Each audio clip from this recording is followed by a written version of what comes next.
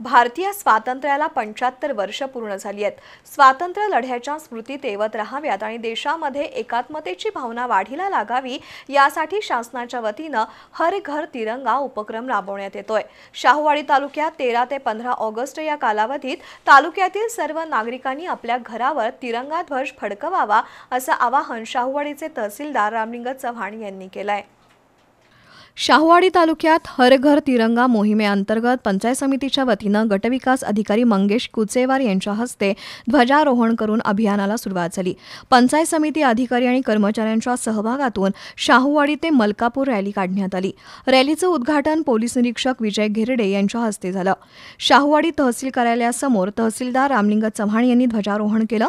शाहूवाडी पोलिसांनी झेंड्याला मानवंदना दिली, तर पंचायत समिती शिक्षण विभागामार्फत तालुक्यातील प्राथमिक आणि माध्यमिक शाळेमार्फत गावागावात रॅली काढून हर घर तिरंगा अभियानाला सुरुवात झाली। मलकापूर नगर परिषदेसमोर मुख्याधिकारी विद्या कदम यांनी ध्वजारोहण केलं। या रॅलीमध्ये गटविकास अधिकारी मंगेश कुचेवार, पोलीस निरीक्षक विजय घेरडे, प्रशासकीय अधिकारी संजय अवघडे, तालुका आरोग्य अधिकारी डॉक्टर HR निरंकारी, विस्तार अधिकारी आनंदा सुतार, शाखा अभियंता DS कांबळे, मनीषा कोरडे, पराग कानडे, सुभाष यादव, स्नेहल माने, सचिन कांबळे यांच्यासह तालुक्यातील अधिकारी आणि कर्मचारी उपस्थित होते।